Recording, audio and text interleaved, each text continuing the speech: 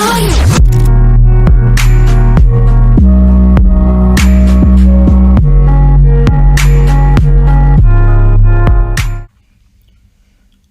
and welcome to this section of this course. So in this video, we're going to talk about configuring our models.py file in our application folder.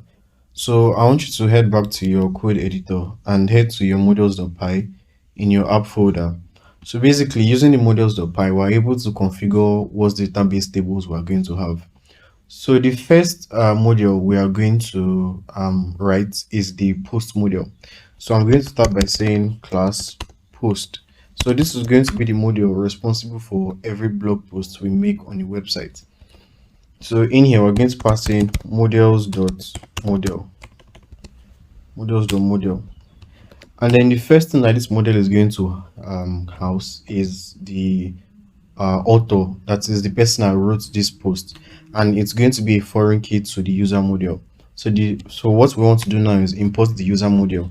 So we're going to say from django.contrib.auth.models import user. So we're importing the user module right here because we want to make each post a foreign key to that particular user. Now, what does it mean? It means that any post that is being created is going to have an author. Now, that author is going to be a particular user in our database, and we are connecting two of them. We're connecting the user and the blog post together using a foreign key. So what we're going to say is we're going to say author is equal to models.foreign key. And then inside here, what we need to pass in is user. And after passing in user, we need to say on delete equals models.cascade. Now, what does this mean? What this means is that if a user that has created a post gets deleted, as soon as the user is deleted, every blog post that user has created will also get deleted from the database. So that is what on delete equals models.cascade does. That's what it does. Now, the next thing we need to declare is the title of the blog post. So this is going to be a models.character field, models.char field, and we're going to give it a max length of maybe 200. And then the next thing is we need to create a slug field. So it says slug is equals to models.slug field. And then the next thing we need to declare is the body. So we're going to say body is equal to models.text field. After declaring the body field, the next thing we're going to declare is the image that this blog post is going to have, that is the thumbnail. So we're going to say image is equals to models.file field. Now we're going to now say upload uplo. We're going to say upload to, and we'll put an equal to here, and I'm going to explain what we're doing right here, but just follow along. So I'm going to say upload to blog dash post dash image. So what this is going to, so what we're basically saying here is that anytime a blog post is being created, whatever image is being posted along with the blog post should be uploaded to a folder named blog post image.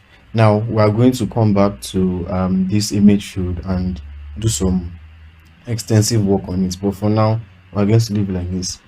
Now the next thing we need to declare is the first category. So we'll take category 1 is equal to models.foreign key, and then in here we're going to pass in category 1. Now what we need to do is we need to first go down and create two modules. Now we're going to create in our models.py file, we're going to have a total of 3 modules. The first module is going to be the post module, the second module will be category 1 module, and the second module is going to be category 2 module. Now why are we doing this? Every blog post is going to have 2 categories.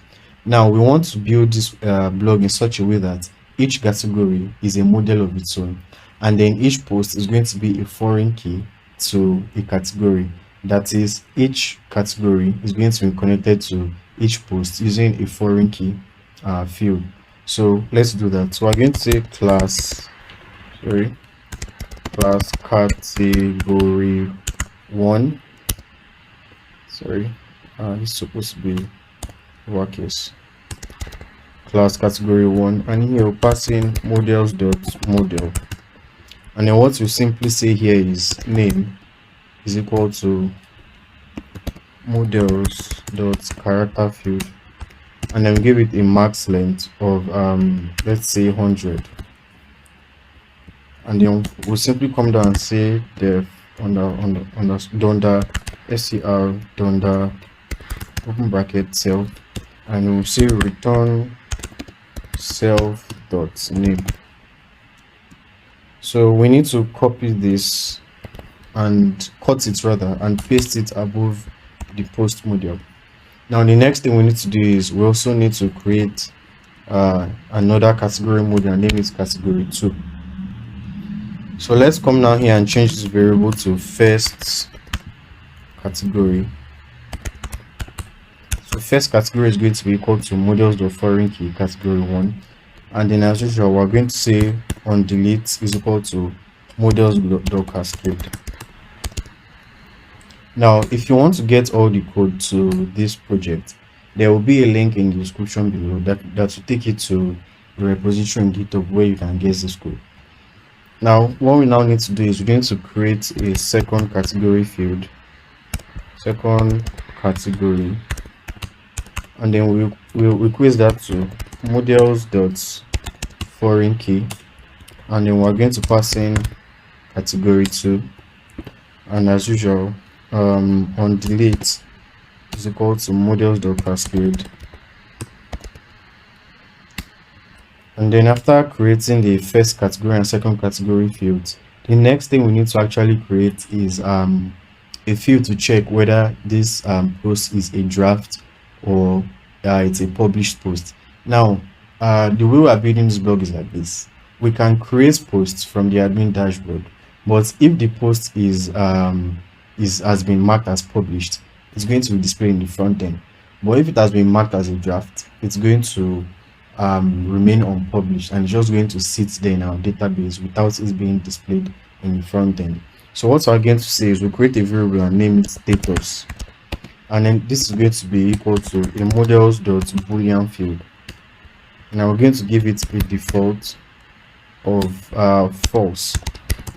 That is, for every post that is being created in the database, it's always going to have a default status value of false. That is, every post is always going to be marked as a draft unless we now decide to mark it as published. So the next thing that we now need to declare is the date. That is, what date was this post published. So we're going to say date is equal to models dot date time field, or models or date field rather, and then what we need to say is auto now add equals to true. That is, what we're saying is the instance this post is published, we want you to take note of that date and save it as the date that this post was published. So immediately we hit publish or immediately we hit save, it's going to take the current date and save it to the database. So the last thing we need to declare is number of clicks.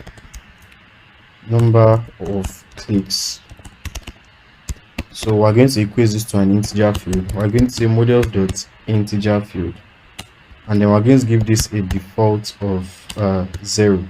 Now why are we doing this?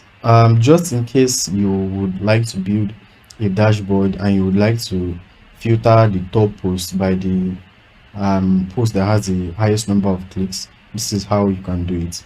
Now we are just going to, after doing that, we're going to say def $str $self, and then we're going to put a colon here and say return self dot title.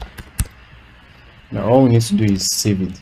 Now what we now need to do next is we need to run our migrations. Now you should always remember this, that anytime you make a change in your models of Pi, or anytime you create a new model in your models of Pi, you should always make migrations and then migrate your changes to the database. So what you need to do is go to the terminal, and then okay, we made a mistake. This is not supposed to be a field file, it's supposed to be file field. Yeah. So, and I just remembered something. Before we can make our migrations, we need to install a library named pillow. Pip install, so run the command pip install pillow. Now without this library, we're going to have problems when working with our image files. That is when we want to create a new blog and it requests us to enter to choose a file for our blog thumbnail. So now that it has installed pillow, next thing we need to do is make migrations. So we say python manage.py make migrations. Now once you run that, it's going to make migrations for you. As you can see, it has created 3 modules. Now we need to actually migrate and save these changes to the database so that these tables can be created for us in the database. So we say python manage.py migrate.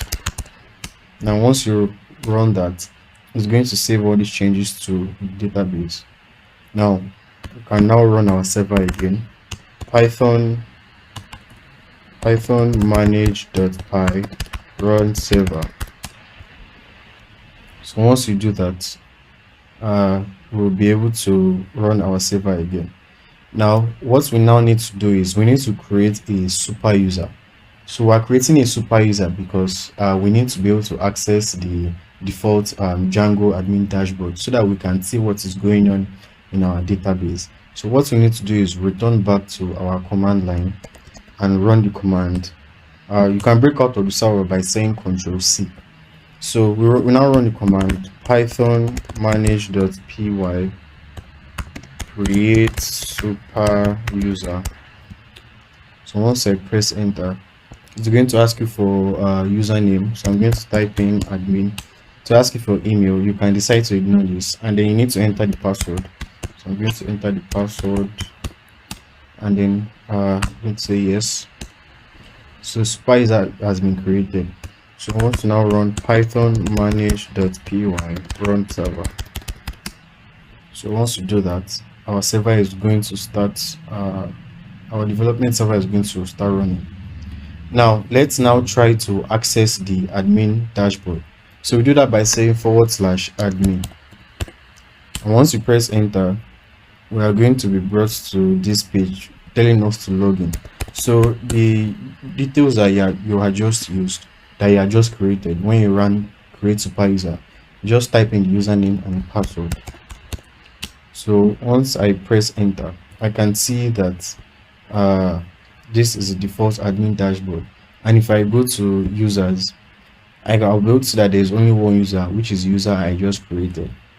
Now remember that we created 3 modules in our models.py file, but there's a way for us to now see what is going on within the database and within the rows of those modules. There's a way for us to see what is going on in our dashboard. So what we need to do is we need to register those modules in our admin.py file in our app.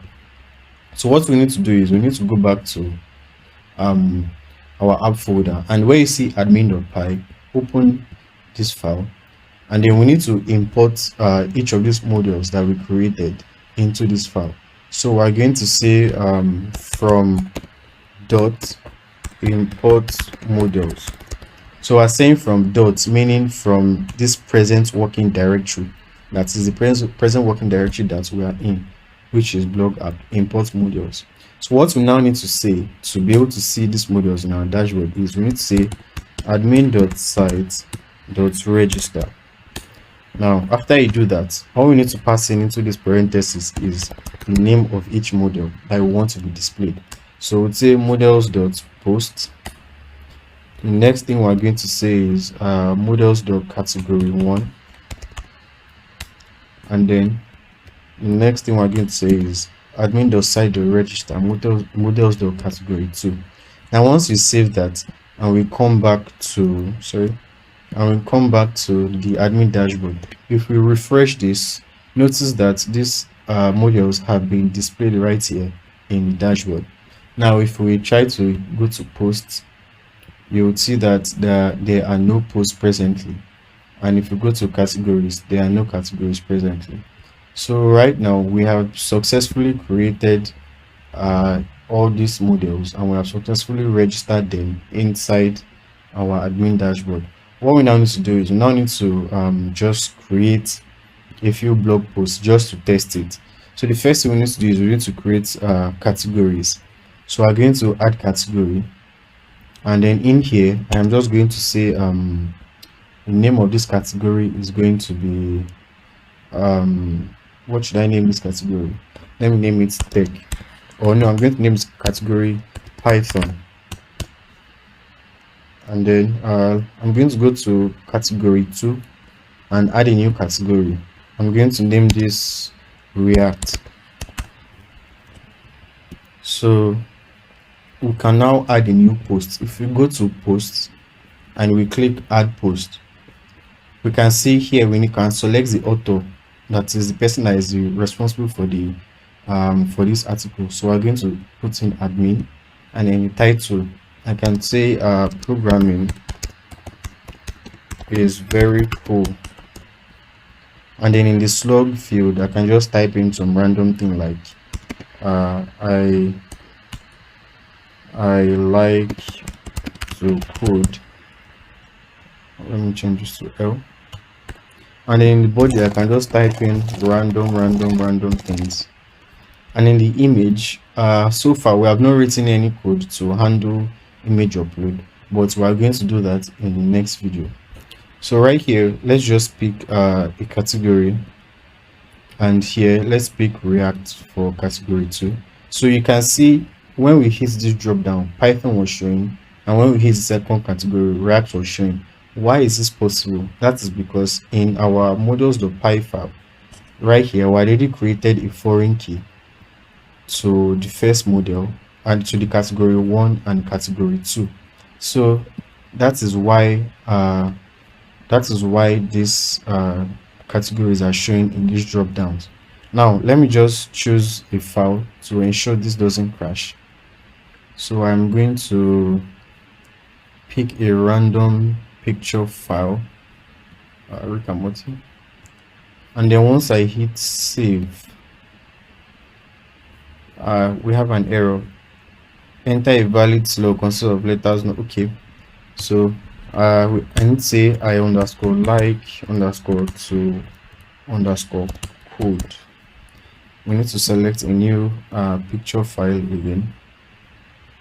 So I'm going to pick a random picture and then hit save.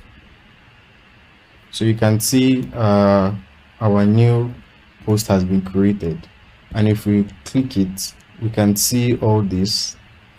We can see all this, the author, we can see the title, we can see the slug field, we can see the body, the file is here, and then we can see the categories. So thank you for watching this video, guys. That is all we're talking about in this video. In the next video, I'm going to teach you how to handle this image upload that is right here.